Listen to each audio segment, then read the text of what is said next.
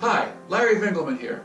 Welcome to Lesson 5 in the video series, Adventures in Consciousness. Today we have a lot to accomplish. The first thing we're going to do is explore a galaxy cluster that scientists have overlaid with various densities of the unified field. Then we'll look to the sages of old and some really old texts to get a better understanding of the ancients' point of view concerning the unified field and its influence on humanity. Then finally, we'll explore the influence the unified field has on us today and what that means for the development of all the cities. You like our new backdrop? It's a NASA image taken by the Hubble Space Telescope showing a detailed dark energy map. It shows the distribution of various densities in the unified field found in a cluster of galaxy called Abell 1689.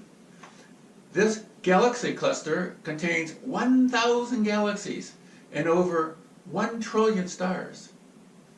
As we've said in past lessons, dark energy, which is just another term for the unified field, is an invisible form of matter. We say invisible because light is not one of this energy field's attributes.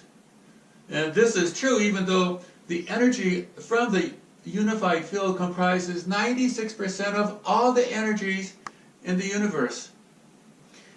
In this image, the scientists were able to infer. Now, I say infer because you can't see the energy in the unified field using optical telescopes because, as we've said, light doesn't emanate from the unified field, so they inferred or they calculated the location and the density of the unified field using a technique called gravitational lensing. Now look over here. See this purple haze on the outside of the galaxy cluster? All around here? According to scientists, this is a dense area of unified field energy. If we move closer to the center of the cluster, the density increases, represented by these yellowish galaxies. Some are out here, but you can see that there's a high density right in here. The most dense unified field energies are at the precise center of the cluster, right about here. Let's see if we can take a closer look at the very center. Wow. Some consciousness scientists speculate that at these very, very dense areas of the unified field, that this is where the Higgs boson manifests. You may not remember, but Professor Higgs won the Nobel Prize for his research on the Higgs. At the time of his discovery, the mainstream press affectionately called the Higgs the God particle. According to this line of thinking, the God particle is made manifest or created by the unified field. Once created, it evolves into other types of bosons and eventually into hydrogen, and then over many millions of years into our physical energy system, including suns, moons, and galaxies, and us, human beings. We now know that our human body's spiritual energy system, composed of chakras and meridians, is composed of energy derived from the unified field, formed during this evolutionary process. This is why we so easily resonate with the unified field during meditation. We are composed of it. That is, we are made up from this energy, from both the unified field and the physical energy systems. In this way, we were created by the unified field and share, through our divine spirit, the unified field's energy. It is the reason our psychic abilities increase when we are exposed to a dense unified field. It is why we experience a unified field as pure consciousness. It is why the junction point between the unified field and physical reality give us such power to change the physical world.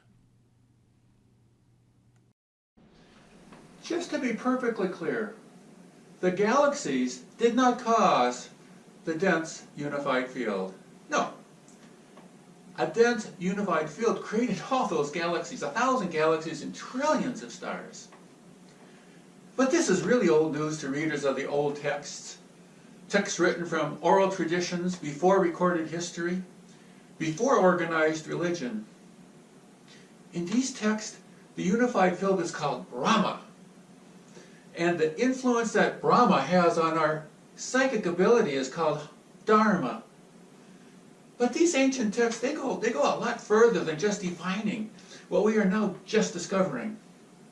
Armed with an understanding of the unified field, they discern what we now call the Great Cycle. The Great Cycle explains that mankind goes through clearly discernible ages, what the ancient sages called the Yugas. An understanding of the Yugas gives us unparalleled insights into the past, into the present, and the future development of mankind, as well as the role that the unified field plays in the ages of man. It helps us understand the role the unified field is in improving our psychic abilities. This leads to a better understanding of how we might perfect all the cities, including lottery predictions. It was Sri Yukteswar's book, The Holy Science, that shined a bright light on the Yugas for the Western eyes. In his book, Sri Yukteswar and his friend and contemporary Yogananda describe a cycle of human development that it not only predicts highly advanced ages in the future, but indicates that they have occurred in the past as well. The Yuga cycle includes ages less advanced than our own, meaning ages full of ignorance and darkness, and we've certainly seen those in the past, and ages so much more advanced that all the cities have been perfected by everybody on the planet. And as is implicit in the meaning of the word cycle, we learn that once mankind's peak psychic abilities have been reached, there is inevitable decline. And once mankind's darkest point is reached, there is inevitable advancement. But the most important part of this holy science story, the reason for telling the story to begin with is, drum roll please, a dense unified field that drives the cycle. That's right. The ancient sages found that our sun, with her planets and moons, orbits another sun. Or it could be another heavy celestial body. It could be a black hole. Could be the center of our own galaxy. So let's look at this simple graphic. Scientists haven't found this source of dense, unified field energy yet, but they have observed its influence on Earth in a phenomenon called precession of the equinoxes. As the story goes, when our sun's orbit puts it close to her partner, that would be maybe when our sun is in this part of the orbit and our sun's binary partner is close by in this part of its orbit, mankind's psychic abilities increase geometrically and all the cities are perfected. On the other hand, when our sun is at the furthest point from her partner, that would be maybe when our sun is in this part of her orbit and the sun's binary partner is, you can see how far away they are, humanity suffers greatly in ignorance and is able to comprehend only the grossest of matter. The sages split this 24,000-year orbital cycle into 4 time periods, or yugas. The order of the yugas, progressing toward greater psychic advancement, is Kali Yuga, that's about here, Dwapara Yuga, Treta Yuga, and Satya Yuga. Adding together each yuga, we see that the ascending arc of the yuga cycle is 12,000 years. But then, mankind's psychic abilities begin to decline, and the yugas pass through the descension arc in reverse order: Satya, Treta, Dwapara, and Kali. Together, the ascension and descension arcs form a complete cycle, taking 24,000 years to complete. All the way around here is 24,000 years, matching the orbital cycle of our sun around her binary mate. Now, the really big question is, where are we today in the Yuga cycle? And what influence is that going to have on our ability to perfect the Siddhis? According to consciousness scientists, our sun has just passed through ascending Kali Yuga. So this is ascending Kali Yuga. Our sun has just passed this part in her 24,000 year cycle. And we're now in the very beginning of Dwapara. Well, the lowest point in the entire cycle is 500 AD. So we are 1,000, and here we are right here in present time, 1,519 years into a 12,000 year ascending cycle. We have 10,481 years to go before we reach the pinnacle of human evolution. Well, I think that's a little disappointing, don't you? It means that the influence of the unified field generated by our sun's engagement with her partner will have a minimal influence on the Siddhis, at least for another 2,000 or 3,000 years. It means a Siddhi like levitation will be very, very difficult. Whereas a Siddhi like the ninth Siddhi, which generates its own dense unified field using group meditation and modern technology, will have a significantly better chance to be realized. It also means that the ninth Siddhi must try harder to raise money to fund the commercialization of subtle energy devices that will increase the density of the unified field that we find on Earth today.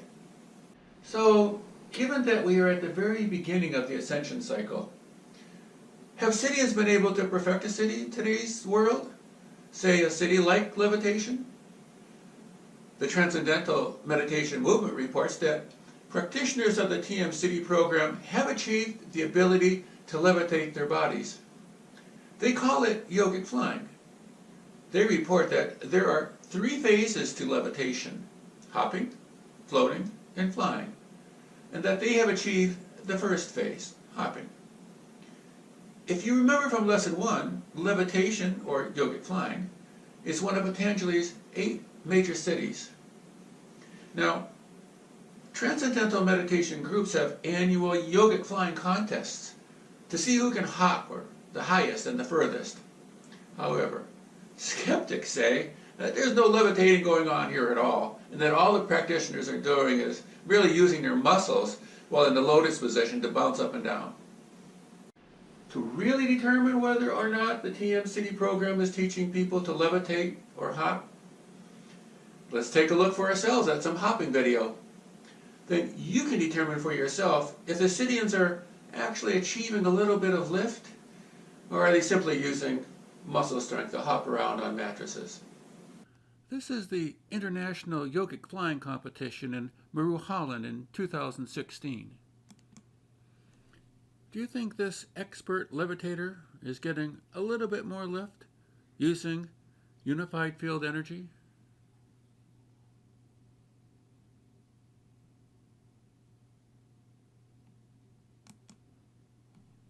Take a go at it now. He's relaxing, he's building up to it. This should be 28 inches. Let's see if he can do it. He's come over directly from Martinique. Looks like he's done that. Is that a world record?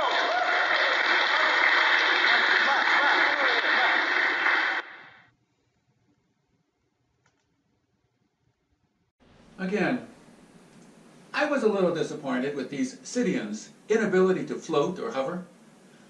Hopping is not what you expect when you think about levitation. On the other hand, would you expect a different result, knowing that we are only 1,500 years or so into a 12,000 year ascension cycle?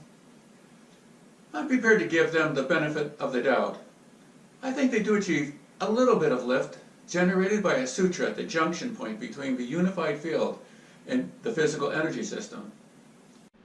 It is the goal of the ninth Siddhi to bring about peace and lottery prediction ability by using modern technology and Siddhi techniques to increase the density of the unified field. As we have discussed, we accomplish this through group meditation using digital meeting rooms on social media, making group meetings in large numbers convenient. Group meditation geometrically increases superradiance, increasing the density of the unified field for everyone. That means we will not have to wait another 2,000 or 3,000 years for ascension through the Yuga cycle to perfect the ninth Siddhi. Also, we are working with research facilities to develop intention-imprinted electronic devices to help increase the density of the unified field. We are also developing and close to manufacturing intention-imprinted crystal jewelry. We also advocate for the use of hemi-sync technology. Many other technologies are coming online that will help increase the density of the unified field. By the way, we are trying to raise money on a GoFundMe site to further develop these technologies. If you would like to help fund these important new technological developments, please go to www.gofundme.com/givegodachance.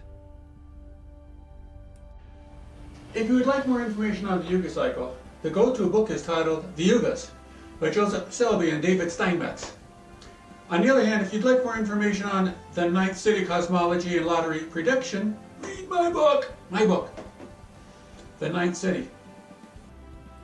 It's published on Amazon. Search for my author page on Amazon under Larry Vingelman. Thank you for watching Adventures in Consciousness, Lesson 5. In Lesson 6, we'll discuss how the unified field creates our world using a random number sequence and its connection to lottery prediction.